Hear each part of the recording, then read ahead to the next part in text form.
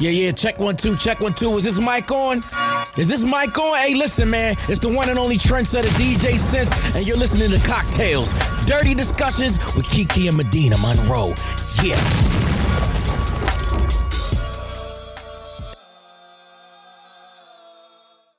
Today's cocktail, you guys, is called insulin pussy. The ingredients you need to make insulin pussy is some vodka, some ice, and a splash of ginger ale. I love ginger ale. You're just going to take the ice, pour it in a shaker, pour the vodka in a shaker, however much you think you need. I think it needs to be strong. A little splash of ginger ale, shake it up, and pour the whole thing in a cocktail glass. And that's insulin pussy. Oh my God. I just... So well, listen. welcome back to CockTales Dirty Discussions, you guys. Hey, y'all. We have a special guest with us this morning. We're recording for the first time in the morning. We have Clare Marie Edgeman. Did I say everything right? You did. Yeah, you nailed it. Yes. And Clare is the author of a book about, like it's a memoir about your life. It is called Finding a Fuck Yes, a Memoir of Orgasms and Insulin. Indeed. That hence why I named the cocktail Insulin Pussy. I love it. You have to have it one day. So we'll get into your book and everything about you and why we even wanted to have you on the show in a little bit. First, we're going to go ahead and do weird sex. You said a man is not a necessity, a man is a luxury. Like dessert. Yeah. A man is absolutely not a necessity. Did you mean that to sound mean and bitter? Oh, not at all. I adore dessert. I love men. I think men are the coolest. But you don't really need them to live. So this week's weird sex, you actually just posted it on the CockTales Instagram. And I was like, this bitch, I just told you it was about lions. But in case you don't follow us on Instagram or you missed the post, I found out via Twitter that lionesses have sex 20 to 40 times in a day when they're in heat. God dang. And if the lion can't keep up, she demands to mate. If the lion can't keep up, she bites his balls. And it's very ferocious. And I just think that's so crazy. He just looked exhausted. Like, have you ever seen a lion and penis though? They're spiky. Big? They have like little spikes on them. It's really, Google it and see. So yeah, but that's Google it for weird sex. Let me make sure I don't Google that on my work computer. Yeah, they probably think bitch, that. What the fuck was you doing? Right. Okay. So anyway, back to you, Clare. So we are going to play a game with you, kind of break the ice, and then we'll get started talking about everything else. So we're going to play the scenario game today. And the first scenario says you are spending the night at a guy's place and 2 of his kids come climb in the bed with y'all in the middle of the night. You've been dating for 2 weeks. Do you A, silently creep out of the bed and leave without saying anything? B, roll over and whisper, babe, your kids are in the bed with us. Is this appropriate?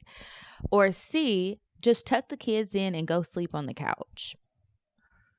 Whew.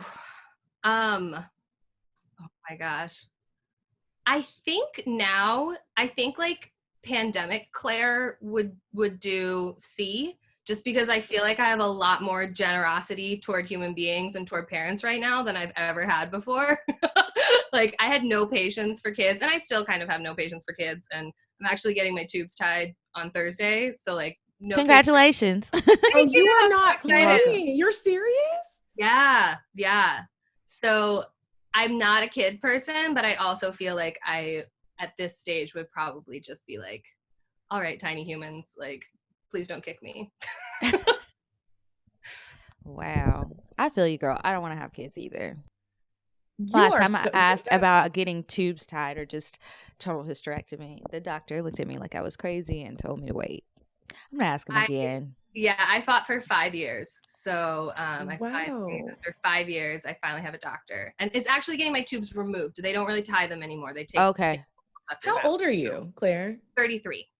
Wow, you're deciding early on. We'll delve into that in a little bit. Yeah. Here's the next scenario.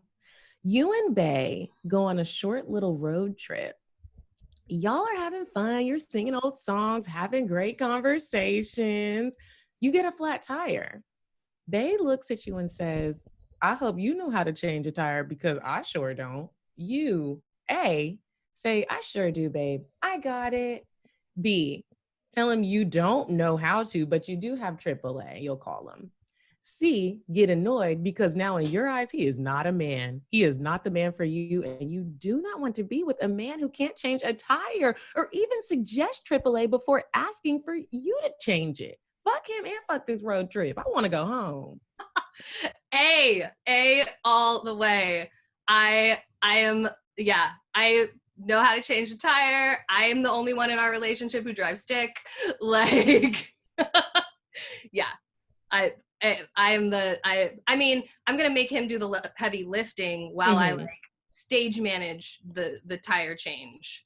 But I think you are so nice, Claire. Wow. Because I'm going to be mad. I'm going to look like, what? Bro, like you don't know. This is a whole different trip. If you thought I was fuck you, I'm not fucking you no more. I mean, if he is not willing to help change the tire, that's a different thing. Like if he's like, I'm not getting my hands dirty, like no, like, but if he's like, I just have never done this before. I'm a city kid who like I live in New York. Like nobody here drives. Nobody has a car. You'd be understanding of that. I'd be like, yeah, I grew up in Montana. I know how to change a damn tire. Like let's my do bitch ass it together. about to lose my blessing. Because I'm gonna be mad. Kiki, what would you do? He needs to help me change the tire. I know how to change a tire too. I'll never forget in college one time, the guy I was dating with his fine self, we were in my car and the battery died and I needed to jump it. He didn't know how to do that. And I was like, it's not even, yeah. And I'm like, it's not even like you've always had super nice cars. So you've never had like a shitty car or you've never left the lights on or anything. You didn't have that experience. Like I know, how do you not know this? It was just very disturbing. So I taught him. Did you still talk to him after that? I did. I mean, he didn't know, but it was just like, you need to learn this. So he was like, well, yeah, just show me. Well, now y'all made me feel like I need to learn how to change a tire because I don't know how to change a tire. You do need to learn. I should probably learn. What if you were by yourself driving somewhere and you don't have a signal? You can't use AAA. You're stuck. Yeah, it's really not hard. You're gonna be standing on the side of the road like trying to wave somebody down. Okay, last one. You and Bae are trying to spice up your sex life. Bae tells you he wants to try double penetration with you, him, and another man. The other man is his brother. What the fuck, Medinah? Okay. A, grab your calendar and plan a DP date night. This has been a fantasy of yours that you have been embarrassed to reveal, and his brother is fine. B, absolutely not. C, you're offended that he even asked you, and now you think he's gay and want to break up. Oh. Well, I'll say my response. B, and like, the absolutely not is the brother part. Right. Like, it's you want to have sex with your brother? It's not about the kinky sex thing. It's like, it's also like you want to see your brother have sex with me. Like that's like, I don't get that. I'm not turned on by that. No. Yeah, I have a friend who she recently just fucked twin brothers, and that's what inspired me to put this on here. She said it was sexy as fuck. Will you ask her to send it in as a cocktail? Because I want to know the story. A video submission. Oh. Twins that you do not know might be a level of very specific fantasy that takes that question in a little bit different of a direction. It's still they still brothers, Claire. They still brothers, man. Well, like if I don't know either of them and like I'm never gonna interact with either of them ever again. I feel you don't want to be like at Christmas dinner, like, hey Brad, can you pass me the potato salad? Like if I have no emotional connection to either of these men, and in my head they just are clones, not like I don't know. Kiki, what about you? Absolutely not. First of all, one dick is enough for me. I don't want to be doubly penetrated. And I'm definitely not having sex with you and your brother. I'm looking at you weird. I don't think you're gay. I think you're weird because why are you trying to have sex with your brother? That would just make me so uncomfortable. What about you? Well, you guys, I actually experienced double penetration this past weekend, and that'll be my cocktail. And so I'll tell you about it when we get there. Was it with a brother? The brother part is what's throwing me off for real. Like, might be a brother, might be a cousin. All right. Well, can't wait to get to that part. Let's move on. Claire, we wild over here, girl. I love it. Okay, so women who love sex. Let's talk about that a bit. On a scale of 1 to 10, how much do y'all love sex? Oh, mine actually changes. I'm like on a scale that like slides all over the place. But like overall for my life, I would probably land at like a 9.5. Mm-hmm. Okay. Medinah? Phases of my life where it's different. Yeah. So I think that it's weird because my love for sex, I've always had a love for sex, even when I was a child. I hate to say this, but I was always that kid, like let's play boyfriend and girlfriend, or let's play house, and like I'll be the dad and you be the mom. I sound like such a little creeper, but I've always been interested in like sex, and I wasn't having it, but I've always just been the little kid that wanted to creep and sneak and watch porn or craziness. So I would say that I love sex. I'm going past the scale of a 10, and ever since I hit 31, bro, it's like really off the charts. I am like that lioness who's biting the balls of the lion. I want it, and I want it now. It's my dick, and I want it now. Y'all seen that commercial? Mm-hmm. I really love sex. I can tell. I would say I'm like a 9. Most days I really love sex, and then other days it's like, don't touch me. I don't even want to touch myself. Very rare, but it happens. But I do enjoy it. I was upset this morning because people were texting me and just text after text after text, and I was trying to watch porn on my phone and masturbate, and they were disturbing me. It was so frustrating. I was just like, fuck it, let me get ready for this interview. I hate when you be clicking ignore, like, even if you're dying right now, like, bro, I'm almost there. Give me a minute. And then to be that one person that wants to call back to back to back to back. And it's like, I forgot to put it on Do Not Disturb. I'm thinking that eventually you'll stop. I'm not responding. What the fuck are y'all talking about at 8 a.m.? Yeah. but you know, whatever. You masturbate early. Claire, do you masturbate? Well, I woke up. Yeah, I do. How often? Different now. Everything in my life is different now. But like normal Claire. Is that because of the type 1 diabetes? And we'll get to that. Yes, a little bit. And also just like stress during being a high risk person during a pandemic in New York City, like stress and like variety for me, like variety is the spice of life. And like, we have left our apartment 12 times in the last 4 months. Like, so that is hard. I also tend to like masturbate when my partner is not home, and my partner is always home. You know, so that is a different thing too. But yeah, but I'm also the type that like I'm all about the vibrator, like get like especially the like I hate that it's called a womanizer, like it's such a stupid name for a vibrator, but like the suction vibrators, like those are my favorite.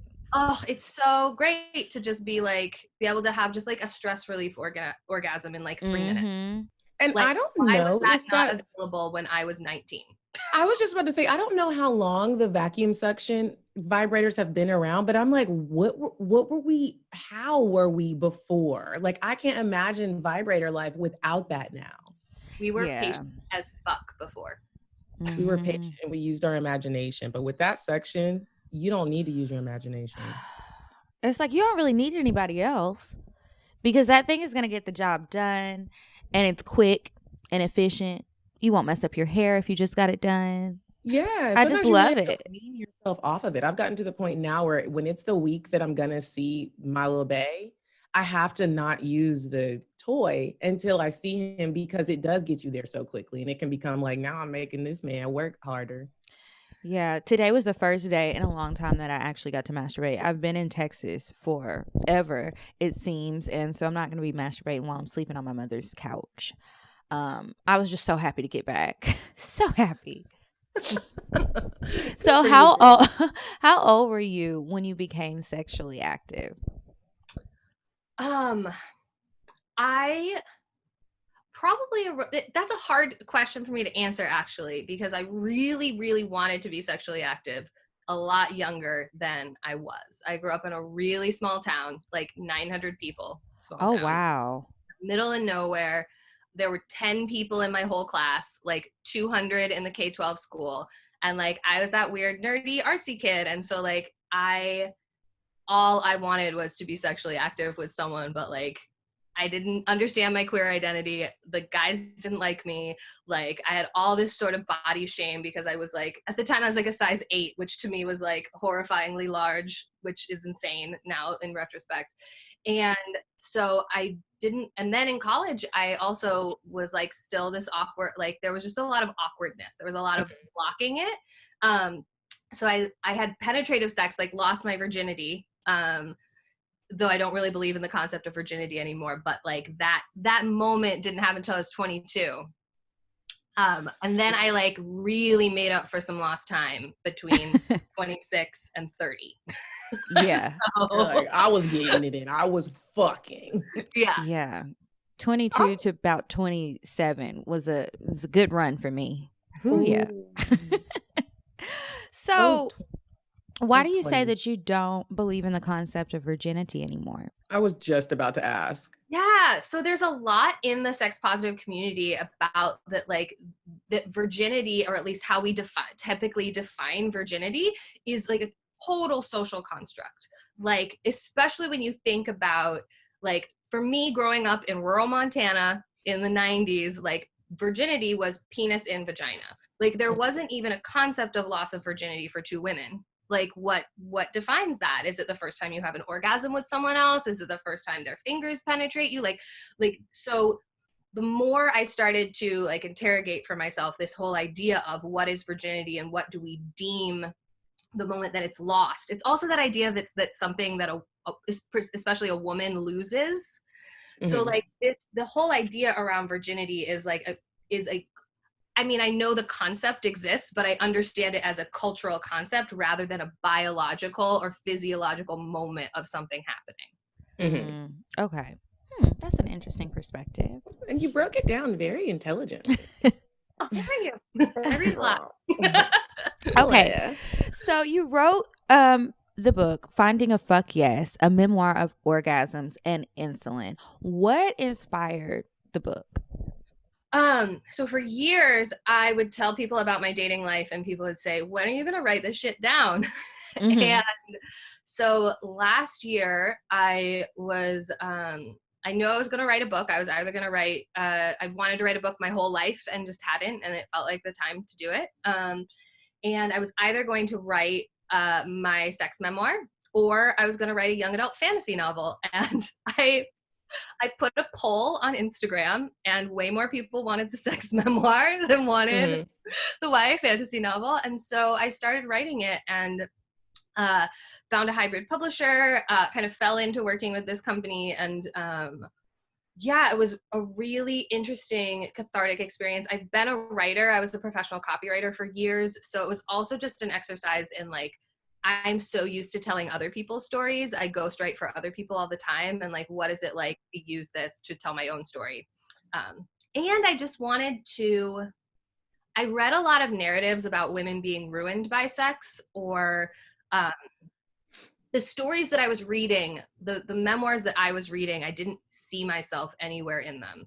And the more that I was open about my life and how I was living my life, the more positive feedback I got, especially from young women in my life. So I was like, hey, if I write this down and tell people how empowered I was by casual sex, like other women might feel more empowered to like live that way. When you say that you didn't see yourself in the stories you were reading, what does that mean to you? Like, what does that look like to you? I didn't see women who, and granted, this was also probably the narrow lens of what I was reading. But like when I was reading things about sex positivity and things like that, it was either I fucked around a lot until I got married. Like Ophira Eisenberg has a memoir called Screwing My Way to Monogamy. Like very clever title, but like that wasn't me. I wasn't like, I'm not fucking around to just find somebody that I want to fuck for the rest of my life. Like I just really like casual dating. Sex. Yeah, I really like sex and I'm feeling really empowered by it. Or it was like, I'm a polyamorous person living in a commune and wherever, and I have no, like, there was one extreme or the other. I wasn't seeing myself or the women in my life who were like on Tinder, and also just this lack of belief from dudes I was hooking up with on Tinder that like I wasn't lying when I was like, no, it's cool. Like I'm down for casual. Like I really like this narrative of, but you're going to fall in love with me. Oh my God. Was like so strong. And so I was like, what if I tell my story because I didn't fall in love with those dudes. Like, like I've got the receipts. Like I'm not going to fall in love with you. And I also wanted to write the story of promiscuity where the last chapter wasn't, and then I met a man and now I'm with him for the rest of my life. And it was still like, and I'm still out here fucking. Yeah. But joke's on me, I proposed to someone before I wrote the damn book. Wait. Tell us about this. Yeah. What made you decide to propose? Are you with a man or a woman? I'm with a man. Yeah. Okay. I use partner, fiance, what, like eventually I'll call him my husband if we ever do get married. Fuck you, COVID. But we were I wear my wedding bands because we were supposed to get married in like a month, but all of this happened. And so I was like, fuck it, they're pretty. I'm wearing them. It is pretty. So on our first date, my first date with my fiance, I told him that I was never having kids and I was never getting married. First date, you were like, let me just put that out there on the table. Because I was having a hard time like clicking with people who had the same kind of expectations, and I just really wanted to put it out there. It might have been the second date, but like it was really early on. And I had just come to a point in my life where I had just turned 30. I had like pictured my life for the next decade. I'd like visioned ahead into my 30s and been like, you know what? I have great friends. I love my community. I really don't need anyone to be a partner. Like I am my own partner. I make my own money. Like I'm good. And then I met him and we both just met each other like really, really as we were. Did you meet him on Tinder? We did. Yeah.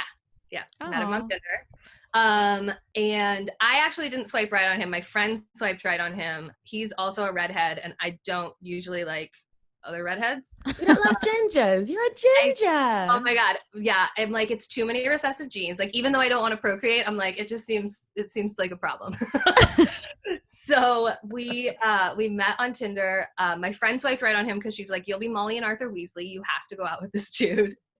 And yeah, we met. And within the first 15 minutes that he walked in, I was like, oh no, hell no. Like, ratty sweatshirt, like old sneakers, like it was like he didn't even like get dressed. Like I'm in like a dress and heels and I'm like, oh no. And then like 30 minutes in, I'm laughing more than I have laughed in a long time. Like 3 hours in, we're still talking and like we just didn't stop hanging out. Like, so how'd this proposal go? So I realized about 4 or 5 months into our relationship that marriage with him would mean something way different than I had ever conceptualized marriage to be. And I also realized that part of why I didn't want to get married is I didn't want to be proposed to. Like that never sounded romantic or exciting to me. But when I started thinking about proposing, I got really fucking excited. Like I loved this idea of like planning the proposal. I loved the idea of buying a ring. Like I got super psyched about all of it. And were you surprising him or did he love the idea also? Or was he like, no, I don't. I think I was totally surprised. Well, he said I was totally surprising him because I had been adamant I was never getting married. So I also knew that like he wasn't going to propose because he was going to respect that boundary. So I realized it was kind of on me. And so I went from June 1st, I'm never getting married, to December 13th proposing. Wow. Did you get down on your knee? We were both sitting by the Christmas tree. I tried to proposed, like it was snowing. I woke him up. I like dragged him into the living room and tried to get him to put on some pajama pants, but he wouldn't do it. So he's just like in his boxers and we're sitting by the Christmas tree. And I like told him I wanted to give him an early Christmas present, and I gave him the ring, and his ring hadn't come in yet. So I was using like my Claddagh ring, which is like a traditional Irish ring. And he got real confused. And so then I was like, oh my God, I actually have to say it. And I was like, will you marry me? And he's like, fuck yes. Oh my gosh. Oh my God. Did y'all cry? Oh my God, we cried so much. We cried, we had sex, and then he threw up. Why do you throw up? Was he just too excited? Oh my God, I joke with him that he is not the feminist that he thinks he is. That he like threw up because I proposed. No, he wasn't feeling well. That's why he was in bed earlier. I didn't even know. But he was so excited that he like didn't even acknowledge that in any way. And then an hour later, his body was like, "Hey, remember how you weren't feeling well? Like, that's hello, let's go vomit." Did you have any friends or any family members, either you or your fiance, that were like, "Girl, why would you propose to a man?" Not so much. My mom was like, why would you propose ever? I thought I raised you better than this. My mom is very anti-marriage. Okay. But I had some friends who thought I had gone crazy because I was so, I've known I didn't want to get married or had kids like my whole adult life. So they were like, it's only been a few months. Are you okay? Like, have you lost your mind? I also had some peripheral friends who were like, aren't you worried he's going to say no? And I was like, do you really think I would have been planning a proposal for months to a man who that I thought was you? I mean, you'd be surprised though, girl. Yeah. But like people get to the altar and say no. I mean, I'm sure it exists in the world, but like I just knew, like, yeah, I don't know. I knew. I knew that he was gonna love that I proposed. And that's kind of why I wanted to propose, is that like the first time I wanted to marry someone was of course the person who was psyched about me being my whole complete self. Mm-hmm. Well, that's exciting that you found your match. The Bonnet Chronicles podcast is here. You may know Tammy Roman from season 2 of The Real World on MTV, or Basketball Wives, or maybe as an actress and comedian. Tammy is also the creator of the Bonnet Chronicles account on Instagram that features Tell It Like It Is rants and has gained a following that includes Halle Berry, Taraji P. Henson, Snoop Dogg, Winnie Harlow, Tiffany Haddish, and Pink. Now, Tammy is bringing everything fans have come to expect from Instagram to the Bonnet Chronicles podcast by Starburns Audio. Tammy and her husband Reggie Youngblood keep it all the way real as they discuss love, sex, relationships, hot topics, and anything else they want to get into, with Tammy's daughters sometimes stopping by to give a younger generation's perspective. Nothing is off limits in the Bonnet Chronicles, and you won't want to miss a single episode. Subscribe to the Bonnet Chronicles podcast on Spotify, Apple Podcasts, Anchor, or wherever you listen to podcasts. New episodes every Wednesday. And now let's get back to the show. So tell us more about the book. Like, what is your sex life like? Yeah, so it's very different now than it was then. The book is basically covers kind of from when I was 25, 26 to when I turned 30-ish. It ends with, like, spoiler alert, it ends with me meeting my partner, but that's not really, like, all you have to do is look at me on social media to see the selfies of us together. Like, it's not really that much of a spoiler. But the book is, I had these crazy experiences in my late 20s, and that now I know are way more universal, or are just, what I've been hearing from readers is they're not necessarily universal in experience, but there is a lot of universal desire to live that way, whether or not people are actually living that way. To live in a promiscuous way. That's what you mean? Yeah. Okay. To go to sex parties, to casually see guys, to like hook up with different guys in the same day, or even just to be driven more by sex than by love or dating. And then you do also tie all of this in with you having type 1 or type A diabetes? Type 1, yeah. So I'm a type 1 diabetic, and originally the book didn't really talk about that much, and then I had some really good editors and early readers who were like, yeah, you need to talk about this. Like, it's part of I remember when we were talking on the phone, you were like, you were trying to fuck somebody and your little pack kept getting in the way or something. Yeah, like that. so like here, I'll show you. I'm attached to an insulin pump all the time. This is the new, more modern one. It was not quite this snazzy back in the day, but I'm attached to this all the time. Like, it's connected to me. I also wear a sensor, like this little thing on my arm is constantly talking to my phone, telling me my blood sugar. It's really great technology, but it is something that when you're getting naked with somebody for the first time, when you have plastic parts, can be a little bit vulnerable. So you cannot remove that, like even when you shower. So I take this one can unclip, like I can unclip this and take it off, but it's a conspicuous thing that happens, but this one stays on all the time. So like, I do have a story in the book about one time I was hooking up with this dude, and this was on kind of the top of my butt, because you have put it in lots of different spots. You put it in every 10 days. And he like grabbed my ass while we were hooking up and like ripped it out. Which hurts. It's like peeling off a Band-Aid, but also like you can't put them back in. Like, that thing costs a lot of money, and I can't get extras from insurance, and you just ripped it out. So it's like this, like, do I want to have an orgasm? Do I want to just keep going and like put it out of my mind? Or do I want to stop and explain how upset I am that he pulled it out? Like, so I also not seeing myself in the visibility of like, every sex scene in a book is like sanitized and perfect and lovely. And, you know, nobody's talking about taking off their insulin pump or like having a low blood sugar or just the logistics of, as a type 1 diabetic, like if my blood sugar is too high, I can't orgasm really, like maybe with a suction vibe, but like no other way. If I'm too low, I absolutely can't, because that's like you need to eat something immediately so you don't die kind of situation. So that level of like diabetes and it's like American Disabilities Week or whatnot, like it is a disability. It's an invisible disability as well as a disease. And part of coming to terms with that and feeling sexy while being attached to things and everything was having sex with guys who just didn't give a fuck. You know? So have you ever hooked up with another guy who also was a type 1 diabetic and you're like, hey, let's look at our packs?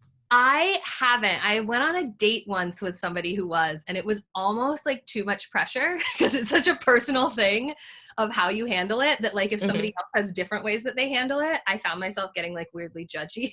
But I have I have 2 friends that are both diabetics that are in a relationship with each other. And when the 2 of them and my partner and I go out together, we joke on him that like, he's the only non-diabetic and he like doesn't understand half the things that we're saying. So I've never really had anyone young in my life that I know that is a diabetic. Have you, Kiki? Most of the people that in my family that are diabetic, they're older.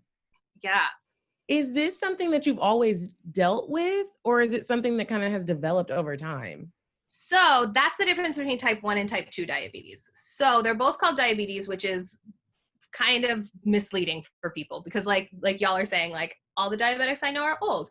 Well, probably type 2, because it's really rare to be young. Not really rare, but it's more rare to be young and have type 2. So the difference is, the super pared down difference is they both have to do with your body and insulin. With type 2 diabetes, which is truly like 90% of diabetics, it's almost all diabetics are type 2. And those are the people who, through lifestyle, diet, exercise, various factors, lifestyle factors, their insulin doesn't work anymore. So they have to exercise more or eat a specific way to try and get their body to recognize their own insulin. For those of us who are type 1, which is less than 1 million people in the US, like it's less than 1% of people, we don't produce insulin. So that's why we have things like this, is there's a bunch of insulin in here and it's giving it to me on a little slow drip all the time. So you probably actually know people that are young that have diabetes. It's just that you might not know that they do. Yeah, I only remember one person in like junior high. He had it. Yeah.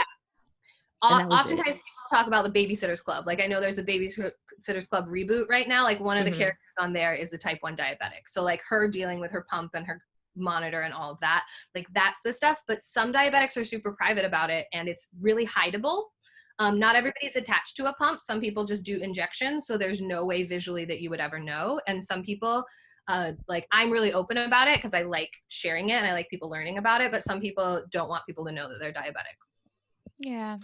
Have you always been open about it? I have, and I think it's because I was diagnosed at the end of high school and I was a little musical theater performing art nerd coming Got into you. myself, and like I was open about everything. So So you mentioned going to sex parties. yeah.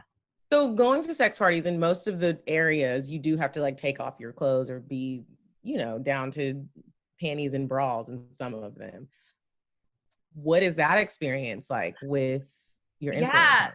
So I actually write about this in my book because it was one of the things I actually Googled at one point what to do with insulin pump during a sex party, and like nothing useful on the internet about that. But the solve that I came up with was a garter belt. And so Sexy. so it still felt sexy, and I could clip the pump onto the garter belt and just like kind of incorporate it into my costume. And when I went to sex parties, I was also going with, not with people I was dating, but with established partners. So they knew all about the things, like it wasn't like they were encountering the insulin pump for the first time or anything. But yeah, it's not like you can put it at coat check. Like I could take it off for a few minutes, but it also costs like $5,000. So I'm not checking. Wow. Oh, that man that snatched it off your booty. I would have been like, bro. I would have been ready to fight. Let me go ahead and send you this Cash App right now. Can you get him from CVS? Where are you getting from? Oh no, it's definitely like hoops and hurdles, and your insurance only works with this one company, and blah blah blah blah blah. We're in America. They make it as much of a nightmare as possible, and like these things don't have to cost what they cost, but we will die without them, so they'll charge whatever the hell they want to charge. What a shame. So have you had any embarrassing experiences with your pump? The second time I ever had sex, I in college I wore my pump in my bra, like between my boobs a lot, because it was I often like hit it between my boobs and it clipped there. And I had, the second time I ever had sex was kind of like a drunken hookup at the end of like the last week of college before graduation. And this dude and I are hooking up. He takes off my dress. I'm not even thinking about it. He unclips my bra as I'm leaning over him, and my bra just falls because the pump's attached to it, and like thumps him in the chest really hard. And it definitely, like, it only killed the mood for a minute, but it was definitely one of those things. Like, he knew I was diabetic. He had seen my pump before. We were friends, but it was one of those things where, especially since sex was so new to me, it was literally the second time I'd ever had sex in my life. It was one of those moments where I was like, oh my God. Has it ever affected your confidence at all? I think it did, but it paled in comparison to being like a size 10 or 12. Like that was the more visible thing that I was actively taught to be ashamed of. So any shame or lack of confidence I had because of my insulin pump kind of paled in comparison to being a chubby woman. Like that was the thing that I was a lot more worried about and scared of. So if I had been thin, it may actually have been more of an issue, but because I was dealing with this bigger thing and like learning to love my body had to include it, I was much more concerned about like the size of my ass than I was about the plastic parts.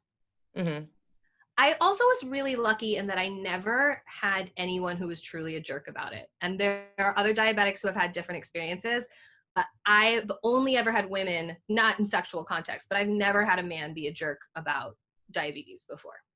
Have you ever had anybody like joke about it though? Like, oh my God, all the time, and it drives me fucking crazy. So you don't like the jokes? Not because most diabetes jokes are like, oh my God, if I eat this whole pizza, I'm getting diabetes. And it's like, that's not how it fucking works. And like I can eat a whole pizza, I just need to shoot a shit ton of insulin. like I hate those like stereotypes. Or I've had friends not understand and joke when like I need to eat food or else I'll die, and they like really don't understand the severity of it. I'll make jokes and be like, why aren't you sharing? And I'm like, bitch, I'm trying to live. Like I'm actually trying not to die. Like I'm not being hyperbolic about that in any way. When you talked about how like if your blood sugar is too low or too high, it affects how you can have sex or if you can have sex. Have you ever not checked it before you had sex and be like, whoa, I feel like I'm about to have an episode or something? Like what? I've definitely had like, okay, we need to stop and like have a snack. And for years I used to use honey as when I was low because I was an actor and I could like run off stage and like chug some honey and then be good. So Would you ever like put some honey on his dick and be like, I can eat the snack off of you, baby? So the thing is, like, I've definitely incorporated food in sex, and it has to get like super, like, I have to be super careful about it because I have to like shoot insulin for it and all that. So whipped cream is best because there's like no carbs in whipped cream. So like, I'm a big advocate for whipped cream over like any other high carb things. But it's weird. It's almost an opposite thing because like I would have a jar of honey on my bedside table and guys would be like, ooh, that's hot. And I was like, no, it's not. When I taste honey, it's not sexy to me. It's like staying alive. Like the flavor gets associated with the panic. So it's like not sexy. It's like we pause. I have the honey. When we're done with that, then we can get back to it. Oh, wow. The honey. I like a little honey. Yeah, sometimes. Do you incorporate food in your sex life? Like when you're having sex, do you ever incorporate food or snacks? Me? Yeah. Not often. I'm always so nervous that something will be too sugary and I'll get a yeast infection. But I have used like flavored lubes and stuff like that. But not really food. Yeah. I'll be like, I got something else you can eat. I got some. This might raise your blood we can eat after. I really like when they cook me breakfast or dinner, or, you know, whatever time of day it is. I like when they prepare a meal for me. That's always great. If I'm cooking, it's not the same. Claire, so you and your partner, you and your fiance, y'all live together, obviously. Yeah. Has quarantine affected y'all's relationship in a negative way or a positive way? Positive way. We have learned that we really fucking like each other.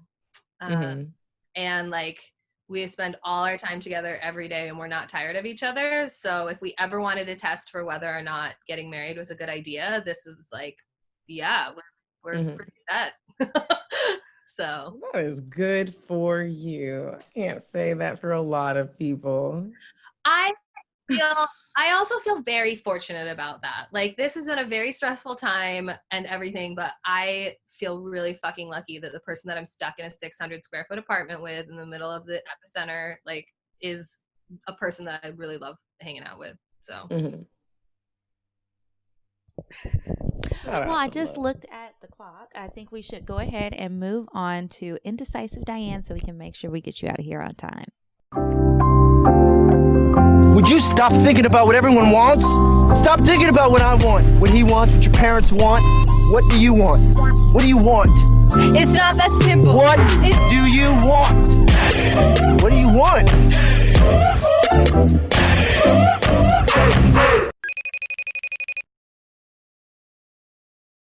All right, Diane, what you got for us this week? Hey, ladies, I don't know about you, but lately I've been having some really weird, out of the norm cravings for myself. Like I just want really heavy food. You know, I want soul food. I want fried food. And normally that's not what I'm into, but lately I'm having the cravings. Well, girl, are you pregnant? Hey, listen, I haven't seen Marty in a couple of months. I have missed my period, so I'm not really sure. That could be it. Okay, girl, well, don't tell all your business to our listeners. What's the date idea? So listen, there's this place. It's been around since, I don't know, circa 1947. It's a downtown classic. They serve traditional soul food. It's a cozy storefront. It's called Busy Bee Cafe. Listen, you're gonna love it. Get the fried chicken, get some mac and cheese, or get the smothered chicken. Hell, get both. Where is this place located at? So here's the address. It's 810 MLK Jr. Drive, Southwest Atlanta, Georgia, 30314. It's not the cutest place, but it's a classic place. Go there, try it out, tell us how you like it. Thanks, Diane. No problem, ladies. Bye. Awesome. Okay, and now we're back from Indecisive Diane, and it is time for advice. So if you guys have questions for us that you want to ask us, email it askcocktails@gmail.com. So, Medinah, do you have one up already? I do. So this one says, oh, go ahead. Cut out or sift through the BS. Was that the one you have? Mm-mm. Okay. So she says, hey, ladies, I just want to say I love everything y'all have going on and prepared to continue to support the fuck out of y'all. I'm going to try to keep this as short and sweet as possible. Thanks in advance. I'm a grown woman who is vocal about everything I want in every aspect of my life. The men I've dated have always been so geeked to learn this because I'm sexually liberated and my communication skills are A1. I've been in committed relationships for 7 months. I've been in a committed relationship for 7 months and have been content up to this point. Again, I'm very vocal about my sexual and intimate needs. Lately, my partner has not been wanting to have sex, and whenever we discuss any possible issues, it always ends in frustration on both ends. There are other areas of our relationship that are starting to fizzle out too. Now, whenever I try to bring up the conversation, he gets extremely dismissive and then becomes distant. I've been trying to be considerate because there are a lot of things going on in the world right now. But even when I try to open a conversation to that, he still is not trying to have it. Honestly, I'm considering breaking up with this nigga because I don't want to cheat on him and I don't want to waste any more time trying to salvage a relationship that may be dead. I don't take advice from my friends because all of them are in very toxic relationships and they just say things can be worse. I'm a baddie that prioritizes my peace with 2 degrees. I don't need to settle for shit. Should I try one last time to have this conversation with him, maybe to see if there's something else going on, or should I listen to my gut and just break it off? Thanks for reading, and I wish safety and prosperity for y'all. Oh, thank you. Thank you. Well, girl, I prioritize peace too. I think that if he's not keeping peace of mind for you, leave him. What do you need to hold on to somebody for? Like, if you're thinking about breaking up with him, if you're thinking about cheating on him, you're unfulfilled and you're unhappy, it's okay to call it quits and move on with your life. There's no sense in wasting time. And I always think it's interesting when people say, like, she's like, I'm a baddie. I prioritize my peace. But you're not doing it right now. So it's like you're almost answering your own question in the email. Let him go. Let that man go, girl. And if it's meant to be, he'll come back. I have this phrase that I've been using in my life is that people in my life tend to be shoulding all over things. Like, I should stay. I should go. I should like it sounds like it sounds like you know what you want to do. Don't should all over it. Mm-hmm. Like no one else can tell you trust yourself. Like I mean that there's an element of like maybe his communication styles and blah blah blah blah, but like if he's not doing that work on himself to even be wanting to tell you how he wants to communicate about it, then like I think Yeah. And if you just want to, sometimes you want to be ratchet and spy on somebody to see if they are cheating. If you feel like you got to do that also, well, just have a peace of mind to be like, I knew I wasn't crazy. Sometimes you'd be like, I knew you was cheating. And you have me over here thinking it was something else. You over here fucking the hoes. You over here in these streets. Oh my goodness. Okay, next one. This one says, I'm here for a good time, not a long time. Hey, y'all. I'm not going to say your name. You guys are great. I'm just going to get right to it. An ex of mine has recently re-entered my life. The catch is he's in a whole relationship. He stays in my DMs talking about how I snatched his soul and how he can't get me out of his head, amongst other things. I know all he wants is the pussy, which is cool because he got some bomb-ass dick and we have explosive sexual chemistry. Also, a bitch is going through a drought right now, so a good old nut would be love. But he got a girl. I'm not trying to break up a happy home. Help. Love you guys. Sent from my iPhone. All right, so what do y'all think about Sarah, this? I'm gonna let you go first. Block him. Like, get him, like, no, there's a lot of good dick in this world. Like, so much good dick. Like, that, no. Yeah. Sorry, that reaction there. Yeah. What do you think, Medinah? So some of it kind of cut out on my end. She's sleeping with some other girl's boyfriend. So her ex has been DMing her and hitting her up, but he's in a relationship now. She's single. He's in a relationship, but this is her ex-boyfriend. She's going through a sexual drought. She wants to have sex with him, but he has a girlfriend. So she's like, I mean, what should I do? I mean, that is your ex. You've already had that dick and he's not married. So, I mean, I don't know how y'all broke up. If he did you dirty, bitch, don't do it. If he's with the bitch that he cheated on you with, like if he left you for her, I would say do it. But that's toxic. He's not married. Okay, I don't think you should do it. You keep talking about this girl in this relationship. Don't forget about karma, and you could find somebody else to have sex with. I totally understand that it's a drought, but I would say leave it alone because you're bothered already that he has a girlfriend, and I can see this being an issue down the road. So if you do end up having sex, though, like send us a cocktail. And if you do, just make sure you wrap it up because you already clearly know he's fucking somebody else. Yeah. Okay, so that's it for the advice this week.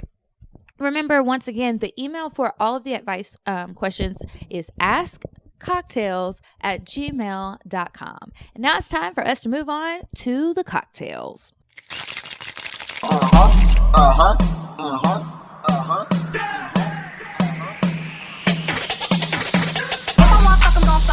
But if you ain't got a buck, I won't cover. Spend 100 on me, it ain't nothing. Run a double D, so stuck. Back to the point. Is it some cash in this place? If it is, I'll probably see the stats in your face. Turn around. Once upon a time, not long ago, I was a hoe. So now if you want to send us a cocktail because you've been having some great sex or maybe you just had a very interesting experience, you can email that to cocktails.atl@gmail.com and maybe we'll read it on the show. So who wants to go first? So I feel like, Claire, you should go first with your cocktail. I'm really interested to hear one of your sex stories, a memoir. All right. So this was 5 years ago yesterday. So I feel like it was perfect. It like came up in my Facebook memories. So I was like, oh, this is perfect. I didn't post this on Facebook. I just saw the picture of Lisbon, Portugal. So I was in Dublin 5 years ago and I saw Once the Musical, which as like a white girl musical theater nerd was like amazing, seeing it in Dublin. And like Glenn Hansard, who wrote it, was there. It was like this magical evening. So like I call this guy that I thought I was dating back in Montana. And I've been traveling for 6 weeks without him. He didn't want to come on the trip, I should have known. And I call him and he texts me back and it just says, I think I met someone. And so I call him repeatedly until he picks up and he's like, we aren't dating each other. I'm like, you sent me a picture of your dick like last week. Like, what do you mean we aren't dating each other?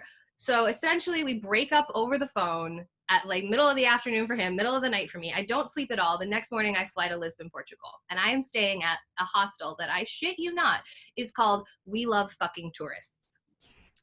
They mean we fucking love tourists, but it is called We Love Fucking Tourists. And I'm staying at this hostel, jump on Tinder right away, right? Match with this gorgeous Portuguese man who like takes me out on the town, buys me all these drinks, keeps telling me how beautiful I am in like 4 different languages. It's amazing. We go back to the hostel, we're making out, but there's like nowhere for us to go, right? Because I'm staying in a dorm. So we're not going to like hook up in the bunk bed with the Australian girl in the bunk above me. Like, like she did not consent to that. I'm not going there. So we're like making out in the bathroom. He's trying to like get it on in the bathroom. I'm like, no. There's no way I'm having an orgasm on this toilet. Like it's not happening. You're going to go home now. And so as he's leaving, this dude from the hostel like catches us leaving. And he's like, Claire, no guests. And he's like this really cute, like suave Belgian man. And I'm like, I know. And so the next night I go on a pub crawl with the whole hostel. And this like really suave Belgian dude is on the pub crawl. And he keeps offering me drinks, but I'm like super hungover from the night before. Whatever. But eventually come like 3 a.m, like when nightlife gets started in Lisbon, which was like crazy to me. So we're out at like 3 a.m. at a club. He's getting me to drink some vodka soda and he leans in. He's like, I think you're very beautiful and I would like to kiss you. I was like, fuck it. Yes. Like, and we make out and we like wander back to the hostel and he's like, I have a private room. And I was like, I am taking at the hostel? At the hostel. Oh, that's like a VIP hostel area. Yeah. Well, so he's an employee. So he like has his own room. And so I'm like, okay, yeah, I'll go hook up with this but like, I'll have rebound sex with this hot Belgian dude in like, yes, great. So we go into the hostel. We're walking in. He opens the room. It's a kitchen. Dude lives in a kitchen.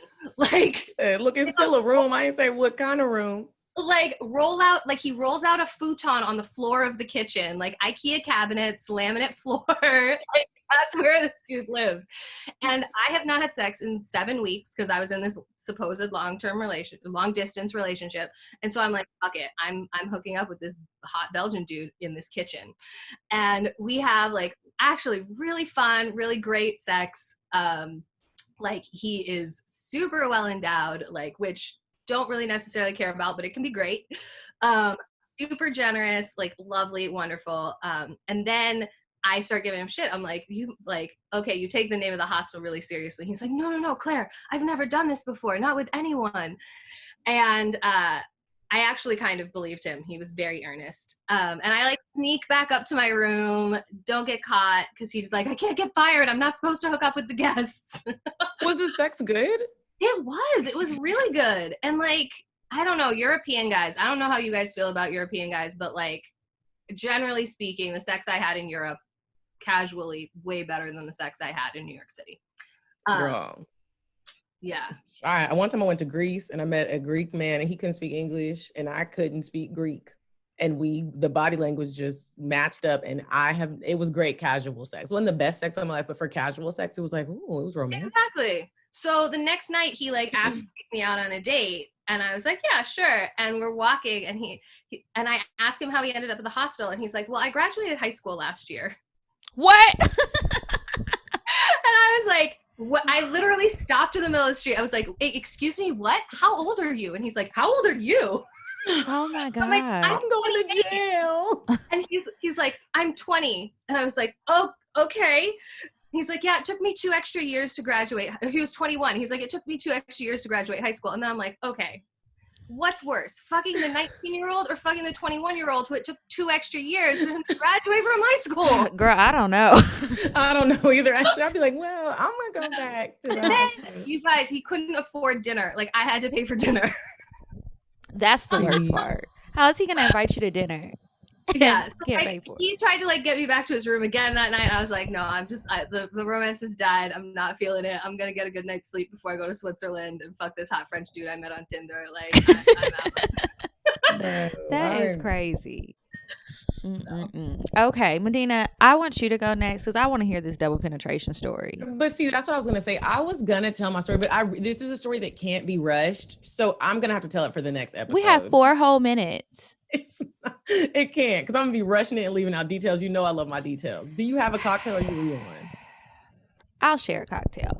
Okay, so I have been gone for a long time, and well, I've been gone for a long time. So when I got back, someone hit me up. And they were ready to see me. I hadn't seen them in a while, whatever. So I was like, yeah, you can come over. I'm back in town, blah, blah, blah.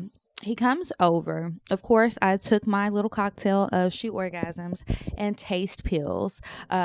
As soon as I landed, actually, I was like coming home and I'm like, some people get really nervous about the flights, as they should be. But I'm like, you really came over here knowing I had just left the airport. Like, you didn't waste any time, nothing. But okay, whatever. So he comes over, we're having sex. And I've shared before how like, I'm not really good at deep throating. I think that my throat and mouth area is a little shallow and I gag a lot. Like, I can't get very far. It's not good. So I don't know what happened. I don't know if it was the CBD pills that I took. I don't know if it was the combination of that with all the other pills. But for some reason, I just felt so relaxed. I was sucking his dick so good. I got it back in my throat. I even shocked myself. And I've even tried that little thumb trick. Huh? Were you drunk? Maybe I should stop getting drunk and that'll make it easier. I usually am drunk when I'm having sex. So anyway, y'all, I'm sucking his dick.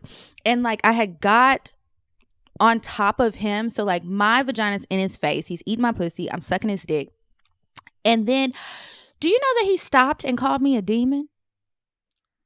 Like, how? You little demon? He was like, oh my God, you're like a demon. And I was like, wait, what? And I turned around. But the look on his face, I could tell he was just saying that because I sucked the soul out of his dick. And he just felt like his soul had been snatched. And he was very appreciative, very grateful. And I'll probably do it again tonight. You deserve a present. I do. Yeah, like because I don't even like doing that. Demon, you suck the soul out this dick. You deserve a present. And now I'm like, I need to figure out exactly what I did that day. I can't remember, but I need to figure out exactly what I did that day so I can do it again. I need to try it again so I can make sure that this is a skill that I can add to my repertoire. And that's my cocktail. And I promise y'all I'll have a cocktail for y'all next week and it'll be good. Claire, where can everybody find you? What do you have going on? Now would be the time to let everyone know. Yeah, so you can find me on Instagram or my website, Clare Marie Edgeman, no I, Clare. The rest of it's easy, ClareMarieEdgeman.com, Clare Marie Edgeman on Insta. And I have my book. I actually am working on that young adult fantasy novel now, so like polar end of the spectrum. But the main thing I do is I do human design and tarot reading. So I'm an author and I'm a total witch. So like, if you ever like, I feel like I need to talk to you ladies again someday about kind of things, because like I look at human design and dating and sex, and like it's way easier for me as like a manifestor to be hooking up with all these random dudes than it would be for somebody who's a generator, like things like that. So yeah, I am just like unapologetically doing all the different things, like beyond brand. Like, if I want to do it, I'm fucking doing it. It's the end of the world. Like, do all the things that we're interested in. Exactly. Get it done. Exactly. Well, congrats on everything that you have going on. Thank you so much for joining us. We really appreciate the conversation. Yeah, thank you for having me, and good luck with everything. And props again to your perfect shower curtain. Thank you. Okay, guys, remember to follow us at CockTales Podcast. I'm at Kiki Said So. And I'm at Coffee Bean Dean. And until next week, you guys, goodbye. Bye. I'm sorry, but the person you called has a voicemail box that has not been set up yet. Goodbye. Bye. Bye. Bye. Bye. Bye.